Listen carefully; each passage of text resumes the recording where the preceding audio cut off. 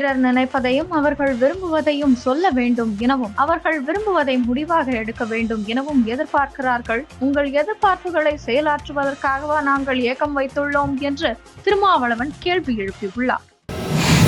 சென்னை, புதுச்சேரி, பெங்களூரு ஆகிய இடங்கள் உட்பட திருவண்ணாமலை தீபத்திற்காக 4089 பேருந்துகளை இயக்க தமிழக அரசு திட்டமிட்டுள்ளது.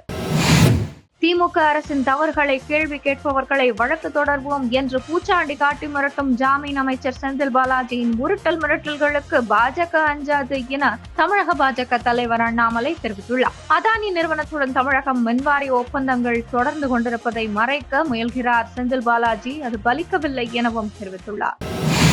நடிகர் விஜய் பேச்சை எப்படி பார்க்கிறீர்கள் என நிருபர்கள் கேள்வி கேட்டதற்கு, நான் சினிமா செய்திகளை பார்ப்பதில்லை என்று கூறிய உதயநிதி, பிறப்பால் யாரும் முதல்வராக கூடாது என்று ஆதவ் அர்ஜுனா பேசியுள்ளார் என்று கேட்டதற்கு, யாருங்க பிறப்பால் முதல்வர்? மக்கள் தேர்ந்தெடுத்துதானே முதல்வராகி உள்ளார், அந்த அறிவு கூட இல்ல அந்த ஆளுக்கு என்று உச்சகட்ட கடுப்பில் விஜயை விளாசியுள்ளார் உதயநிதி.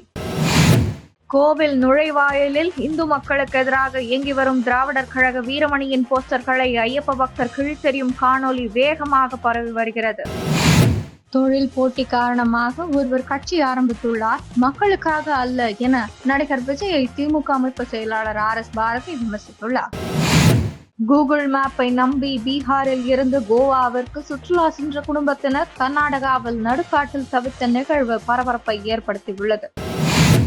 மகாராஷ்டிரா சட்டசபை தேர்தல் முடிவை ஏற்க மறுத்து MLA-க்கள் பதவியேற்பை புறக்கணித்து எதிர்க்கட்சியினர் போராட்டத்தில் ஈடுபட்டனர். தென்கொரியாவில் ராணுவ ஆட்சியை மீண்டும் அமல்படுத்த மாட்டேன், என்னை மன்னித்து விடுங்கள் என தென்கொரிய அதிபர் யூன் சுக் யோல் கூறியுள்ளார். வங்கதேசத்தில் இந்து கோவில்கள் மீதான தாக்குதல் சம்பவங்கள் தொடர்ந்த வண்ணம் உள்ளன. இன்று மேலும் 3 கோவில்களை சூறையாடிய மர்ம நபர்கள் சிலைகளுக்கு தீ வைத்தனர்.